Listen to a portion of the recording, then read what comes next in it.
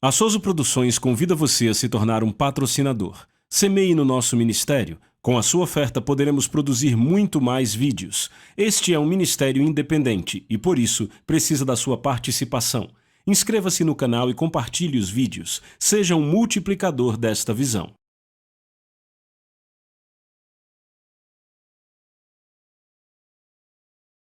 Os versículos usados nos vídeos que traduzimos nem sempre correspondem a versões em português. Muitas vezes precisamos traduzir do original em inglês para fazerem sentido no contexto do vídeo. Muito bem! Sim! Amém! Eu quero que você abra sua Bíblia comigo hoje no livro de Êxodo, capítulo 20. E estamos na nossa lição número 4, no nosso curso de 12 lições sobre o livro Um Coração Ardente. E eu tenho o livro aqui em minhas mãos, Um Coração Ardente, e recomendo que você o adquira. Eu quero que você entenda que Deus deseja que você brilhe como uma luz e que você afete atmosferas aonde quer que vá. Você pode dizer amém? Bem, estamos falando sobre Êxodo capítulo 20, mas na verdade eu gostaria também de ir a outro lugar. Você pode pôr o seu marcador aí e abrir em 2 Coríntios capítulo 6. Paulo faz uma declaração para nós que é absolutamente impressionante. E Paulo diz assim em 2 Coríntios 6, na verdade, é algo que já vinha sendo dito na Bíblia vez após vez. Mas em 2 Coríntios capítulo 6, lemos assim: Deus diz no verso 16, eu habitarei neles e andarei no meio deles, eu serei seu Deus e eles serão o meu povo. Paulo está reiterando algo que Deus já vinha falando com o seu povo há milhares de anos. Porque Paulo diz, por isso retirai-vos do meio deles, separai-vos, diz o Senhor, não toqueis em coisas impuras e vos receberei. A promessa de Deus que diz, habitarei no meio deles, andarei no meio deles, serei o seu Deus e eles serão o meu povo, é uma promessa condicional. Qual a condição? Se retirarem do meio deles, então eu os receberei. Então o contrário é, se não se retirarem do meio deles, eu não os receberei. Quem são eles? Eles são o mundo. E aí se referindo às trevas, aos caminhos do mundo. Você sabe que devemos ir ao mundo, alcançar o mundo, mas não ser parte do mundo. Está comigo? Você deve sim almoçar com pessoas que não são crentes, falando para elas as coisas do reino. Você pode dizer amém? Jesus ia até a máfia daquele tempo. Havia prostitutas ao redor dele sendo salvas. Sabe, é algo maravilhoso como tocamos a vida das pessoas, mas Deus diz que você tem que se retirar dos caminhos do mundo. E se você fizer isto, Ele te receberá. Muita gente, quando lê isso, Deus diz, habitarei com vocês, andarei no meio de vocês, não percebe o impacto do que ele está dizendo. É mais ou menos como se sentar para assistir um filme que está no final. Os cineastas, diretores passaram 1h30 inteira trazendo você até o ponto culminante, e de repente você está ali e ouve uma fala, e aí você fica, o que quer dizer? Mas as pessoas na sala estão chorando, por quê? Porque passaram por todo o drama e agora chegaram ao clímax. Você está aqui. É isso que acontece a muitos crentes do Novo Testamento, crentes gentios, quando leem esse texto. Então o que vamos fazer nessa lição é explicar a trama, o drama por trás disso. Então volte para Êxodo no capítulo 20. O que aprendemos na lição passada é que quando Deus tirou o povo do Egito, lembre-se, Israel saindo do Egito era uma sombra que remete à salvação, certo? O Egito é um tipo do mundo. Israel saindo do Egito é um tipo para o novo nascimento. Moisés é um tipo de Cristo. Que fique claro, Moisés não estava tirando Israel do Egito para irem à terra prometida. Esse não era o destino deles, porque ele iria tirá-los da terra do Egito para a terra prometida antes de primeiro levá-los àquele que fez a promessa. Se você leva o povo à terra prometida antes de levá-lo àquele que fez a promessa, eles farão da terra prometida um lugar de idolatria. Foi exatamente o que fizemos na igreja durante as décadas de 80 e 90. Pregávamos mais o que Jesus fazia por nós do que o que ele realmente era. Desenvolvemos discípulos que começaram a buscar Deus pelo que ele fazia e não pelo que ele era. Isso não é diferente de uma mulher que casa com um homem porque ele tem dinheiro. Israel sai do Egito e Moisés os leva ao monte. E Deus diz a Moisés, vai e diga ao povo que se prepare. Porque depois de 2 dias eu vou descer. E ele disse, eu quero que você os consagre. Consagrar significa o quê? Significa separar. De forma prática, Deus disse o seguinte, você disse a eles que eu os libertei do Egito, agora diga a eles, para eles tirarem o Egito deles. Você pode dizer amém? Esta é nossa responsabilidade. Por isso que Paulo diz em 2 Coríntios 7, versículo 1, logo após Deus dar a promessa, ele diz, tendo, pois, ó amados, tais promessas, purifiquemos a nós mesmos. Repita, purificar-se a si mesmo. De toda a impureza, tanto da carne como do espírito, não alguma impureza, não 98%, toda a impureza, tanto da carne quanto do espírito, aperfeiçoando nossa santidade no temor do Senhor. Em outras palavras, ouça com atenção, ele não diz que o sangue de Jesus vai te limpar de toda a impureza. Você está dizendo que o sangue de Jesus não limpa? Não, eu não disse isso. Agora não confunda a obra da justificação com a obra da santificação. Justificação é o que acontece no momento em que aceitamos Jesus como Senhor. Imediatamente nosso espírito nasce de novo, somos novas criaturas. Deus diz, novo coração vos dou, certo? Mas naquele momento a obra de santificação começa, ou seja, o que foi operado dentro de nós tem que operar fora de nós. Você pode dizer amém? Nisto é que nós cooperamos com Deus. Você entende? Por isso ele diz, purifiquem a vós mesmos. Deus nos dá a graça que é o poder dele, para podermos nos limpar. E Deus disse a Moisés, diga-lhes que lavem as roupas, se limpem da impureza do Egito, porque depois de 2 dias, e lembrem, um dia para o Senhor é como 1000 anos. Estão acompanhando? Deus diz, depois de 2000 anos eu descerei à vista de todos. Essa palavra não foi dada apenas a Israel, esta é uma palavra dada à igreja, porque estamos no final do 2º dia. Jesus ressuscitou por volta do ano 28 ou 29, e os registros se perderam porque Tito destruiu tudo no ano 70. Mas Jesus está prestes a voltar e quando ele vier, virá com a sua glória. E na última lição nós vimos o que é a glória de Deus. Porque quando Jesus desceu no monte havia trovões, relâmpagos, havia uma nuvem escura. E por que uma nuvem escura? Porque Deus é tão brilhante e ele brilha tanto que se ele não se escondesse numa nuvem escura, toda a carne seria consumida ao redor dele. Então Deus se escondeu numa nuvem escura quando desceu. Estão acompanhando? E na lição passada falamos da glória de Deus e eu quero trazer de novo a definição da glória de Deus, certo? A glória de Deus é tudo o que faz Deus ser Deus. Todas as suas características, autoridade, poder e sabedoria. Literalmente, é a magnitude e o peso imensuráveis do próprio Deus. Eu amo isso. Sem esconder ou reter nada. O apóstolo João viu Jesus em toda sua glória na ilha deserta de Patmos e caiu como um homem morto. Disse que sua face era como o sol. E as pessoas dizem, mas tem pessoas que viram Jesus depois da ressurreição e conseguiram ficar com ele. Isso porque ele não estava exibindo sua glória. Sabe, Jacó lutou com Deus, certo? Josué viu o Senhor, mas não em sua glória. Moisés disse, eu quero ver o seu rosto. Deus disse, você não pode ver o meu rosto e viver, será consumido. E agora Deus está descendo no monte, os trovões e os relâmpagos literalmente vindo com toda a sua glória. Por quê? Porque Deus libertou aquele povo do Egito para quê? Ele diz em Êxodo 19:3, eu os libertei por uma razão, para trazê-los para mim mesmo. Ele diz, eu quero me mostrar para vocês porque esta é a paixão de Deus.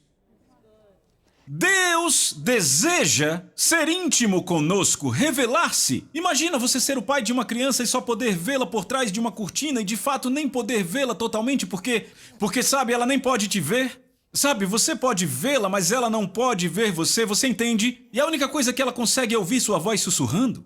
Mas você deseja se revelar para ela. Então aqui está Deus dizendo, eu tirei vocês do Egito, eu quero me revelar. E ele desce para se revelar e eu quero que vejam o que acontece. Êxodo capítulo 20, verso 18. Então todo o povo presenciou os trovões e os relâmpagos e o som da trombeta e o monte fumegante. Quando o povo viu, estremeceu e ficou de longe. Então disseram a Moisés, você fala conosco e ouviremos. Porém não fale Deus conosco para que não morramos. Ei, olhe para mim. Deus desce no monte para se revelar a eles. E quando ele faz isso, todo o povo corre. Não. Não aguentamos isso. Agora, isso não é impressionante? Este povo viu um milagre maior do que qualquer outra geração que veio depois deles. E quando olhamos, há muita similaridade entre este povo e nós hoje.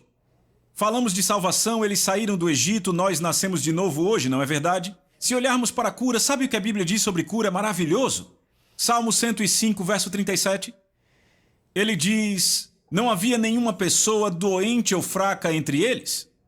Agora imagine 3 milhões de pessoas. Qual a população de Chicago? 4, 5 milhões. Imagine 3 milhões de pessoas em Chicago. Nenhuma pessoa no hospital, nenhuma pessoa aleijada, nenhuma pessoa com um resfriado. Nenhuma pessoa ficou com gripe. Imagine esse culto de milagres. Quando comeram aquele cordeiro pascal.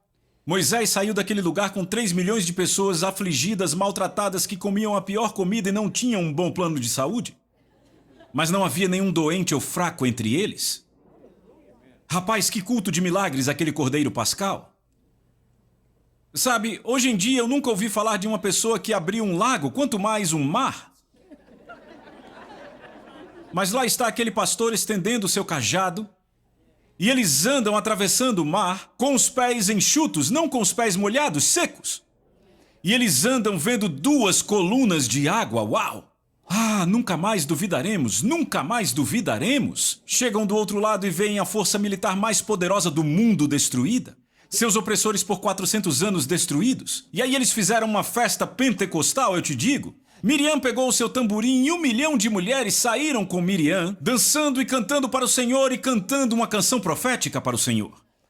Falando sobre prosperidade, sabe o que é que a Bíblia diz em Salmos 105:37? Ele tirou o seu povo com segurança do Egito, cheios de prata e ouro. Os egípcios jogavam ouro neles, peguem, peguem. Sabe, esse povo realmente viu milagres tremendos. Suas refeições caíam do céu, de fato eles amavam os milagres de Deus, está comigo? Mas ainda assim, quando sua glória veio, eles fugiram. Por que isso aconteceu? Por que essas pessoas que deveriam estar tão entusiasmadas e felizes, naquela atmosfera de milagres, quando a glória de Deus veio, eles fugiram? Eu te digo por quê. Porque é possível esconder o pecado e o amor pelo mundo em uma atmosfera de milagres? Jesus não disse: muitos me dirão naquele dia, Senhor, Senhor, expulsamos demônios, curamos em teu nome. Ele dirá: apartai-vos de mim os que praticam iniquidade. São pessoas que fizeram milagres em nome dele e tinham pecado escondido no coração.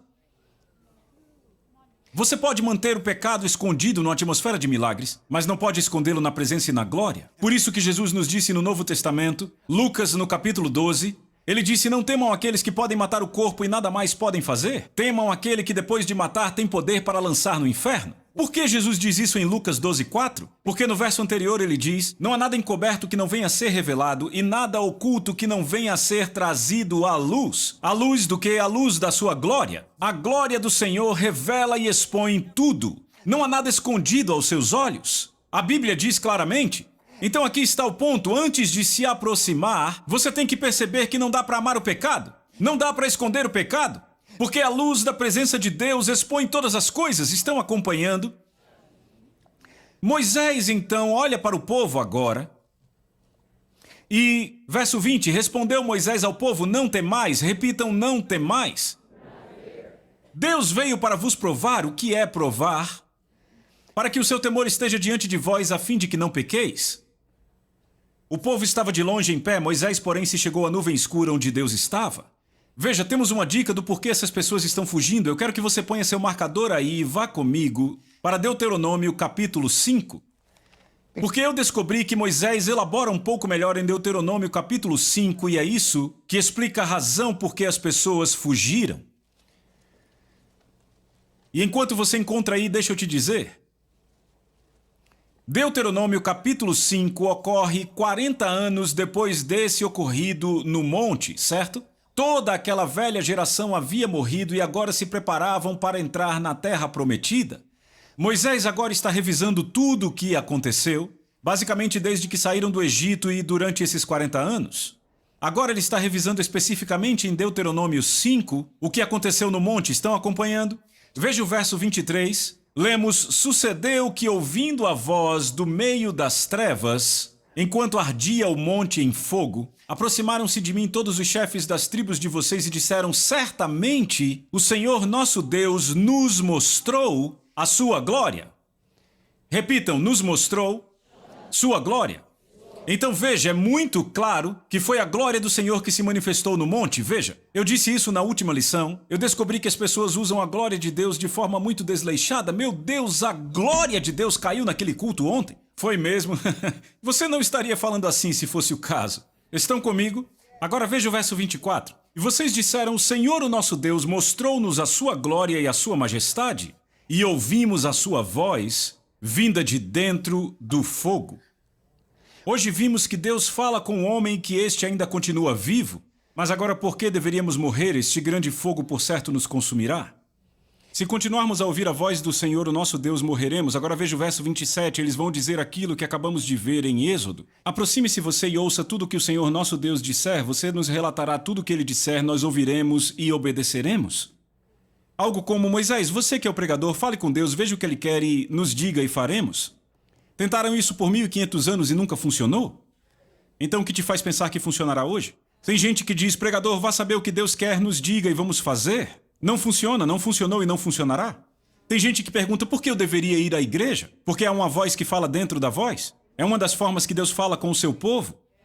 Ele fala através do apóstolo, profeta, evangelista, pastor e mestre. É Jesus falando hoje para a sua igreja através de dons que ele mesmo deu. E é por isso que vamos à igreja, para ouvir a voz dele dentro da voz. Você não consegue tudo sozinho. Um crente isolado é um crente que está pisando num gelo muito fino.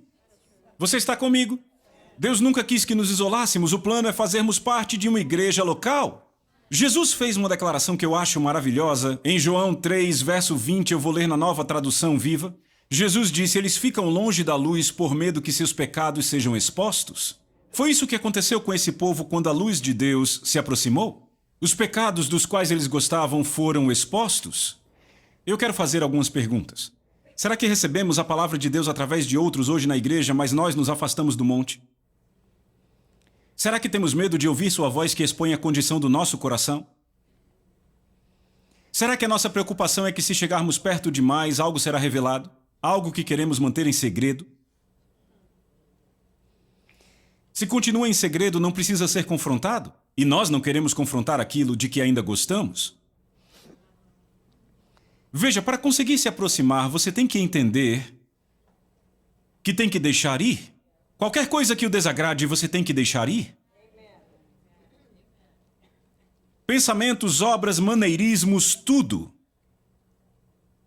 Sabe, este é o ponto com Moisés. Ele tinha tudo de melhor que o mundo podia oferecer e descobriu que o mundo não tinha nada a oferecer. Mas Israel ainda achava que faltava algo. Moisés viu o quão vazio era o Egito. Israel saiu da escravidão e pensava: eu sinto falta da boa vida. Não é interessante? Moisés nunca quis voltar ao Egito, mas conseguiu se aproximar de Deus, e Israel não conseguia se aproximar. Agora eu quero que você pare e pense nisso. Moisés era o pastor de 3 milhões de pessoas, e agora esse povo disse: não queremos nos aproximar de Deus. Queremos que você se aproxime, ouça o que ele diz, e nos diga e vamos fazer o que ele quer. Vocês estão aqui? Em outras palavras, queremos ficar longe o suficiente de Deus. Não queremos voltar para o Egito, mas queremos ficar longe o suficiente de Deus, de forma que possamos ser crentes, mas sem os nossos corações expostos. Então você vai para perto, nos diz o que ele está dizendo e a gente faz. E Moisés ficou: uau, eu tenho que dizer isso a Deus. Sabe, ele os libertou de lá, do Egito, por uma razão: para trazê-los para si mesmo. E eles não querem que ele se aproxime. Isso é um dilema. Moisés estava penando, ele estava tendo um tempo difícil naquele monte. Como eu vou dizer isso a ele? Mas agora veja o que acontece. Se coloque no lugar de Deus, certo? Ele tinha um coração de pai, queria se aproximar deles e que eles se aproximassem dele. E Moisés tem que dizer para ele: não querem se aproximar de você. Verso 28, então o Senhor ouviu a voz das suas palavras, quando falaram comigo. E o Senhor me disse: eu ouvi a voz das palavras desse povo que disseram a você. Eles estão certos em tudo o que falaram. Agora olhe para mim, pare de ler. Então Moisés ali suando: como é que eu vou dizer a Deus? E Deus diz a Moisés: Moisés, eu ouvi o que eles falaram. E Moisés: eu não sabia nem como contar. E aí Deus fala: estão certos. E aí Moisés: é o quê? Estão certos? Está dizendo que pela primeira vez estão certos? Por quê? Porque não podem se aproximar de você como eu? Porque não podem ter intimidade com você como eu tenho? E o Senhor lamenta quando dá a resposta a Moisés. Veja aqui, veja o verso 29. Deus diz: quem dera eles tivessem sempre um coração para temer a mim e sempre guardassem todos os meus mandamentos. Assim tudo iria bem com eles e com os seus filhos para sempre. Verso 29 de novo: quem dera eles tivessem sempre um coração para temer a mim. Deus diz: não podem se aproximar porque não temem a Deus. A única razão de não poderem se aproximar do Senhor era por causa da falta do temor do Senhor. Notaram que Deus não disse: quem dera eles tivessem um coração para me amar? Alô? Lembra o que Moisés disse lá em Êxodo 20:20? Deus veio prová-los para que o temor do Senhor esteja em vocês e os livre de pecar. É o temor do Senhor que nos livra de pecar, não o amor de Deus. É por isso que o Novo Testamento diz: desenvolvei a vossa salvação com temor e tremor, não com amor e bondade. Alô? Você ainda está aqui? E aí você diz: não, peraí, não recebemos espírito de medo? Eu sei que não recebemos espírito de medo, não é disso que Moisés está falando, Êxodo 20:20. Moisés diz: não temais, repitam, não temais. Porque Deus irá prová-los. Qual a prova? Ver se há temor em vocês. Isso soa como uma contradição, não é? Ei, alô? Não é uma contradição. Moisés está fazendo diferença entre ter medo de Deus e o temor do Senhor. Há uma diferença. A pessoa que tem medo de Deus tem algo a esconder. Ele foge da presença do Senhor. O que foi que Adão fez assim que ele pecou? Fugiu da presença do Senhor? Isso é espírito de medo. Deus não nos deu isto. Mas a pessoa que teme a Deus, repita, teme a Deus, não tem nada a esconder, pelo contrário, o que ela não quer é ficar longe de Deus. E é isso que nos impede de pecar? Você pode dizer amém? Sabe, eu nunca vou esquecer quando eu de fato aprendi isto. Lá em 94, Jim Bakker, quem lembra do Jim Bakker? O Jim Bakker, ele já estava na cadeia há 4 anos, aquele era o 5º ano de prisão dele. E ele me pediu para visitá-lo na cadeia, porque ele leu meu livro Vitória no Deserto e disse que aquele livro ministrou a ele mais do que qualquer outro livro que ele havia lido. E eu lembro de visitá-lo e aquele homem chegou na área de visita, me agarrou, me abraçou e não queria soltar. E aí ele olhou para mim e disse: você escreveu esse livro ou pagou alguém para isso? Eu disse: não, eu escrevi. Eu disse: eu já passei perto do deserto em que você está, eu escrevi. E ele disse: temos muito para conversar. Agora, uma das primeiras coisas que ele disse quando começamos foi: John, essa prisão não foi o juízo de Deus na minha vida, foi a misericórdia dele. Ele disse: se eu continuasse vivendo como estava, eu acabaria no inferno. Eu disse: ok, agora você tem a minha atenção. E eu lembro que depois que falamos um pouco, eu quis fazer algumas perguntas, e a primeira pergunta que eu fiz para o Jim foi a seguinte. Eu disse: Jim, a partir de que ponto você decaiu do amor de Jesus? Quando foi que você parou de amá-lo? E Jim olhou para mim e ele disse: eu não parei? Eu disse: como assim não parou? Eu disse: o abuso sexual e toda a fraude financeira, como assim você não parou de amar Jesus? Ele disse: eu amava ele durante tudo isso. Agora ele conseguia ver que eu estava perplexo, eu olhava para ele meio que: o quê? Ele disse: John, eu não temia a Deus. Suas palavras exatas foram: ele não era a autoridade suprema em minha vida. E ele disse: John, há milhões de crentes nas igrejas que são exatamente como eu era. Eles amam Jesus, mas não temem a Deus. Entendam, Deus nos deu 2 grandes forças para nos manter na estrada da vida. Repitam, 2 grandes forças. Quantos sabem que a estrada da vida é bem estreita? Quantos sabem disso, certo? E se você ler com atenção Mateus capítulo 7, Jesus não fala da estrada antes de você ser salvo, mas depois que é salvo. Porque primeiro ele fala da porta, que é a salvação, e depois fala do caminho. Quantos aqui já viram a estrada? Uma rodovia, você já viu? Você sabe que toda estrada tem uma vala de cada lado? Não é? Deus nos deu 2 forças para nos manter fora dessas valas. A primeira vala é o legalismo, certo? Bem, a igreja esteve nessa vala do legalismo, já falamos disso antes, anos 50, 60, as mulheres usavam aquele coque e não podiam usar maquiagem, certo? Tudo aquilo que a gente lembra, mulher de maquiagem, calça comprida com joias, isso é espírito sedutor, isso é pomba gira. Certo? Você está comigo? Nos anos 60, Deus deu uma revelação a um homem chamado Oral Roberts. Lembra dele? Dizia: Deus é um bom Deus. Dizia: algo bom está acontecendo, e então o movimento pentecostal começou e, sabe, descobrimos o amor de Deus, que ele é bom conosco. E o que o amor de Deus fez? Nos tirou da vala do legalismo. Mas sabe o que fizemos? Dissemos: eu fiquei tanto tempo nessa vala que eu não quero mais, e aí atravessamos a estrada e fomos para outra vala. E a outra vala é chamada de lascívia ou permissividade, um estilo de vida excessivamente desobediente e mundano. E Deus nos deu uma força para ficarmos fora dessa vala, é o temor do Senhor. É necessário o amor de Deus e o temor do Senhor para nos manter na estrada da vida. Por isso que no Novo Testamento ele é o Abba, é o papai, mas ele também é chamado de fogo consumidor. Você pode dizer amém? Certo? Estão acompanhando? Então Moisés disse a eles: é o temor do Senhor que faz com que vocês não pequem.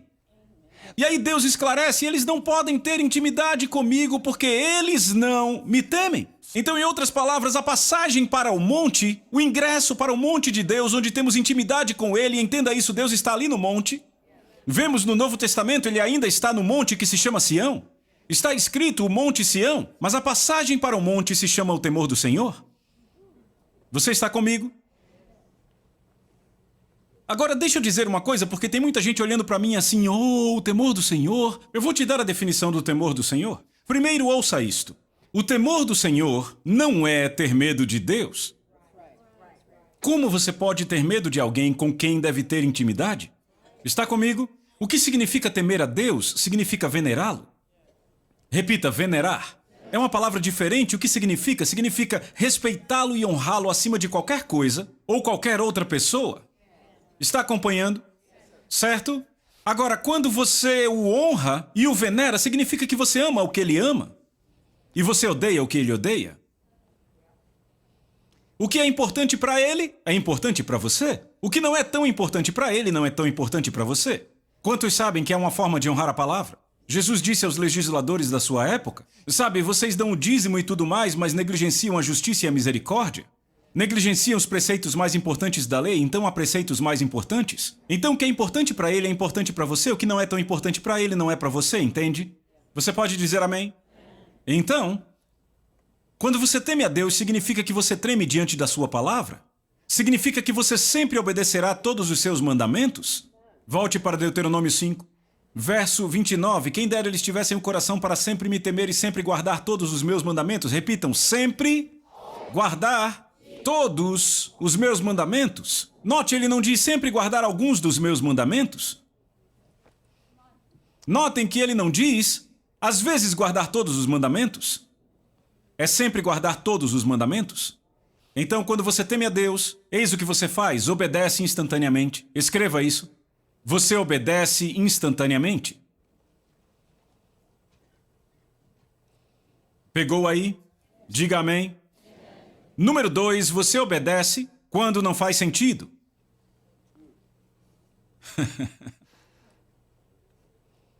Quantos sabem que não faz sentido levar à morte o seu filho único que você desejou por 25 anos? Quantos sabem que não faz sentido ir diante do rei quando a sua cabeça será cortada? Como Esther fez? Significa obedecer mesmo quando dói. E eu aprendi essa lição há alguns anos. O temor do Senhor é obedecer mesmo quando dói. Número 4, você obedece mesmo quando não vê benefício? Havia algum benefício para Esther em ir falar com o rei? Está brincando? Ela tinha tudo que uma mulher podia querer e tudo a perder, inclusive a sua cabeça. Mas ela foi falar com o rei, ela temia a Deus.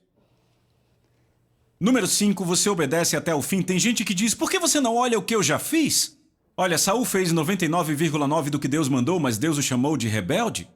Deus olhou para o 0,1% que ele não fez. Aqui é uma igreja presbiteriana, está tudo tão quieto.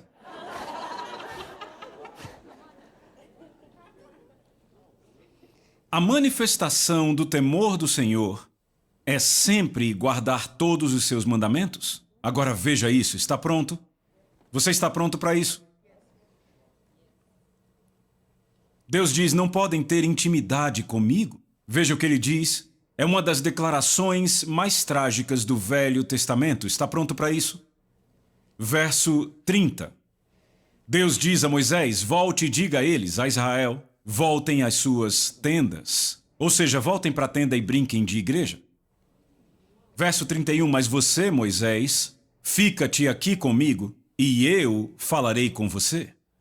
Deus diz, Moisés, eu vou falar com você, terei intimidade com você, compartilharei o meu coração com você. Mas eles voltem para as suas tendas e brinquem de igreja? Tem gente que me pergunta por que Deus não fala comigo, por que eu não tenho intimidade com Deus? É preciso a fundação do temor do Senhor, é a passagem para a montanha. Você está comigo? A Bíblia diz no Salmo 24, 3 e 4, quem subirá ao monte do Senhor? Quem permanecerá no seu santo lugar, o que é limpo de mãos e puro de coração? Mãos puras e um coração limpo eu não tenho tempo agora para te mostrar, mas são o resultado direto do temor do Senhor. Você está acompanhando? Vejam bem, temos que ter uma mudança completa na dinâmica de como pensamos hoje na igreja moderna. Não precisamos de um avivamento, precisamos de uma reforma. Porque falamos de avivamento nos referindo a algo que já existiu. E o que existiu não precisa ser revivido, precisa ser mudado. O que precisamos é de uma reforma, ou seja, uma mudança na forma como fazemos e vemos as coisas. Isso no que diz respeito a ter um relacionamento com Deus. Porque nas próximas lições eu vou te mostrar que essa mensagem que temos pregado, de venha para Jesus e tudo vai dar certo, você só precisa fazer aquela oração mágica e tudo bem, não foi o que Jesus ensinou. E temos que escolher, queremos o que Jesus ensinou, ou nós queremos ter o nosso cristianismo que nós mesmos fazemos, um cristianismo evangélico que, não totalmente, mas de muitas formas, é completamente diferente do que Jesus ensinou. Você pode dizer amém? Moisés acabou tendo intimidade com Deus e eu vou te provar. Vá para o Salmo 25 e eu encerro com isto. Salmo 25, por favor. No Salmo 25,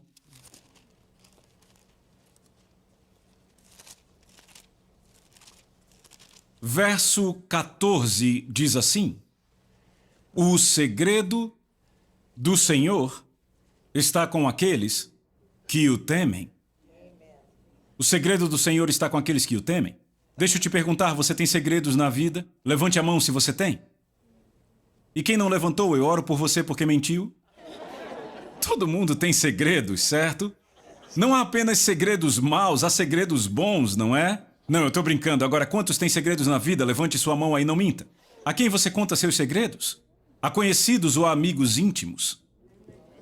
A amigos íntimos, com Deus não é diferente. Ele diz, eu conto os meus segredos aos meus amigos íntimos. E os meus amigos íntimos são aqueles que me temem. São esses que vêm ao monte e ouvem meu coração.